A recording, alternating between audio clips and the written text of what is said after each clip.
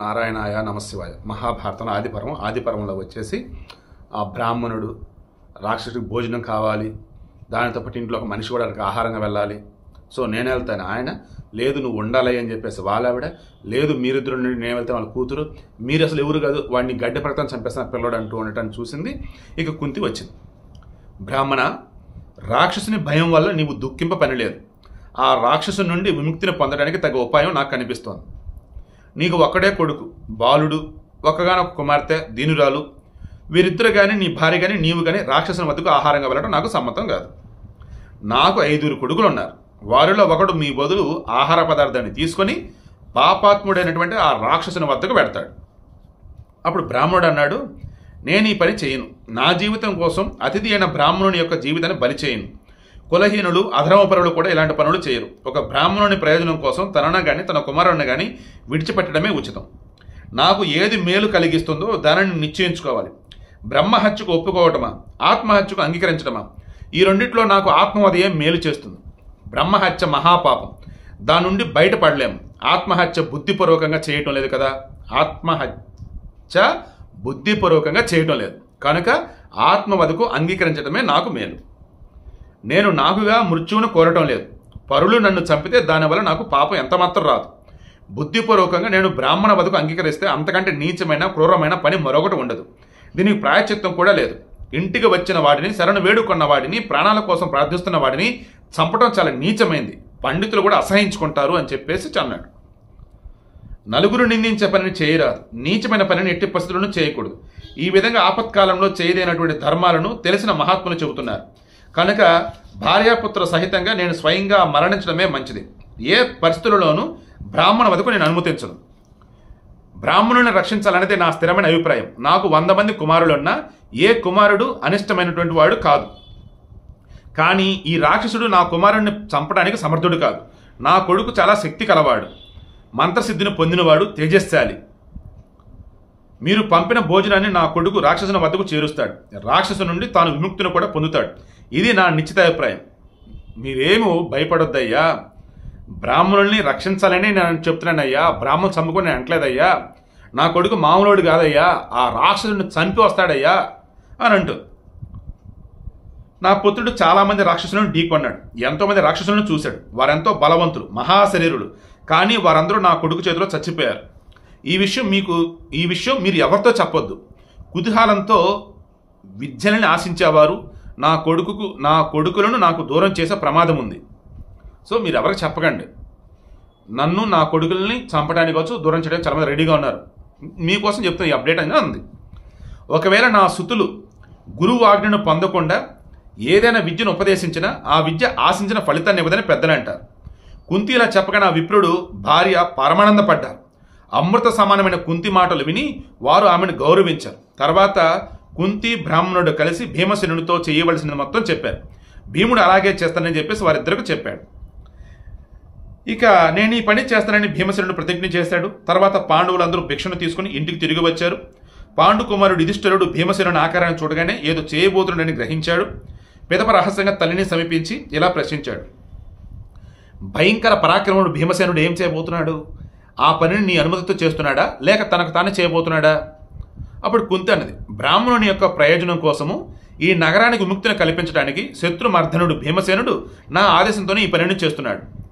అమ్మా, నీవు అసాధ్యమైన తీవ్రమైన ఈ సాహసకార్యాన్ని ఎందుకు తలపెట్టావు అని ధర్మరాజు అంటున్నాడు. సత్పురుషులు కుమారుడిని పరిచయించడాన్ని ఎంతమాత్రం ప్రశంసించరు. నువ్వు నీ కొడుకుని బలి చేయబోతున్నావు అమ్మా, ఇది ఎవరు ఒప్పుకోరమ్మా అని అంటున్నాడు. మనమంతా అమ్మా, పరుని కుమారుని కోసం నీ సొంత కొడుకుని బలిపెట్టాలని ఎలా అనుకున్నావు?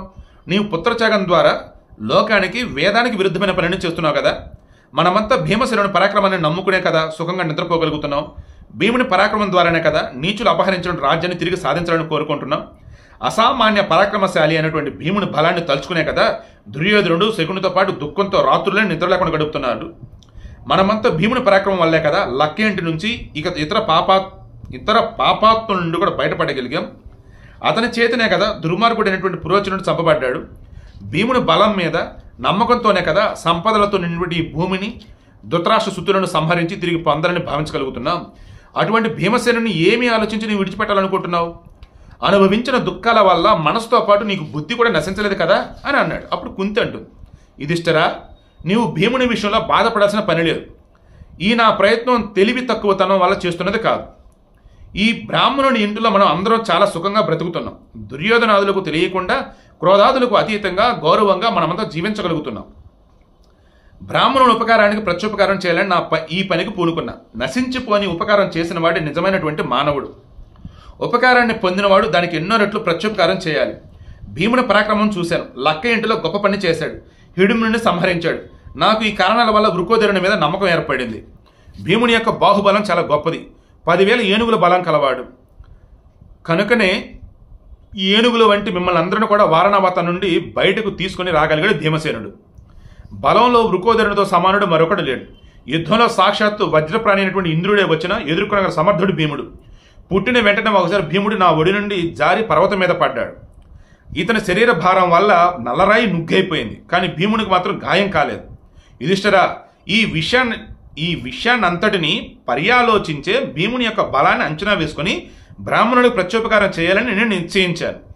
ఈ నిర్ణయం లోభం చేత కానీ అజ్ఞానం చేత కానీ భ్రాంతి వల్ల కానీ చేసింది కాదు. బుద్ధిపూర్వకంగానే ధర్మాన్ని నిర్వహించడానికి నేను ఈ ప్రయత్నం చేస్తున్నాను. ఈ పని చేయటం వల్ల 2 ప్రయోజనాలు నెరవేరుతాయి.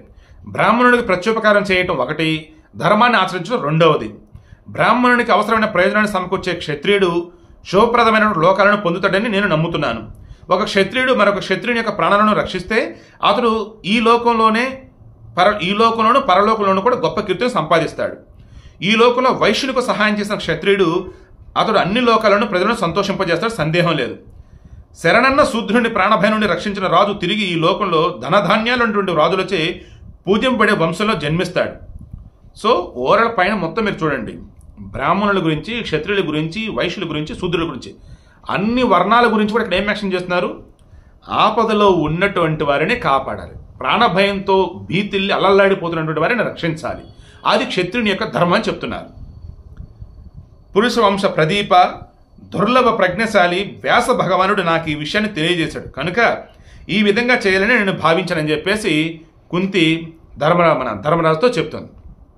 అప్పుడు ధర్మరాజు అంటాడు, అమ్మ, దుఃఖితుడైనటువంటి బ్రాహ్మణుని పట్ల దయతో నీవు బుద్ధిపూర్వకంగా చేస్తున్న ఈ పని ఎంతో చక్కగా ఉంది. నీ దయను పొందిన బ్రాహ్మణుని రక్షించడానికి మన భీమసేనుడు వెళ్తాడు. మానవ భక్షకుడైనటువంటి ఆ రాక్షసుని చంపి తిరిగి వస్తాడు. ఇది నిజం.